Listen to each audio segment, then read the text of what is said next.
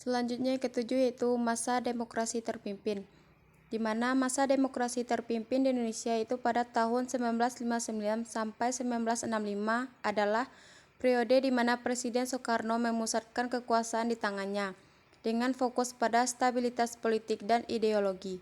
Masa ini dimulai dengan Dekret Presiden 5 Juli 1959 yang mengembalikan penggunaan Undang-Undang Dasar 1945 sebagai dasar hukum setelah ketidakstabilan politik pada masa demokrasi liberal.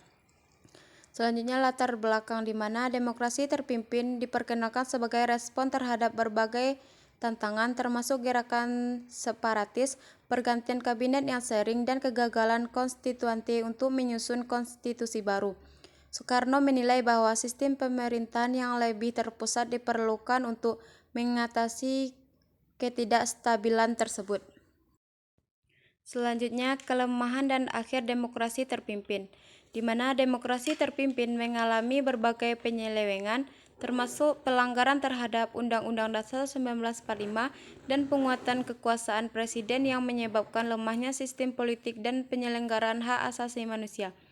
Peristiwa besar yang menandai akhir dari periode ini adalah Gerakan 30 September G30 SPKI pada tahun 1965 yang menyebabkan tewasnya beberapa perwira tinggi TNI Angkatan Darat dan menjadi titik awal kejatuhan Soekarno. Demokrasi terpimpin berakhir dengan peralihan kekuasaan ke Jenderal Soeharto yang kemudian memulai Orde Baru dengan fokus pada stabilitas politik dan pembangunan ekonomi. Selanjutnya yang ke-8 yaitu peristiwa G30 SPKI.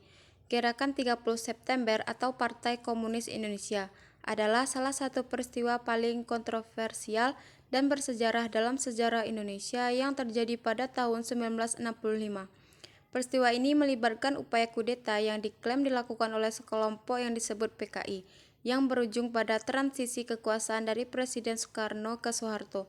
Berikut adalah rincian peristiwa tersebut. Yaitu latar belakang terjadi pada awal 1960-an di mana situasi politik di Indonesia sangat tidak stabil. Ada ketegangan yang tinggi antara kelompok-kelompok politik, termasuk militer, Partai Komunis Indonesia atau PKI, dan sekelompok nasionalis yang dipimpin oleh Presiden Soekarno. Soekarno berusaha menjadi keseimbangan antara kekuatan-kekuatan ini dalam konsep yang dikenal sebagai Nasakom, yaitu nasionalisme, agama, dan komunisme.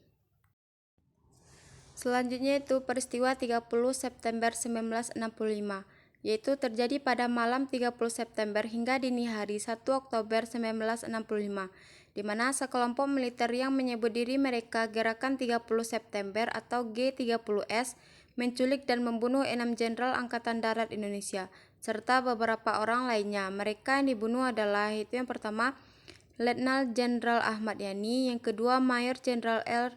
Suprapto, yang ketiga Mayor Jenderal M.T. Haryono, yang keempat Mayor Jenderal Siswondo Parman, yang kelima itu Brigadir Jenderal Donald Ishak Panjaitan, dan yang terakhir itu Brigadir Jenderal Sutono Siswomiharjo.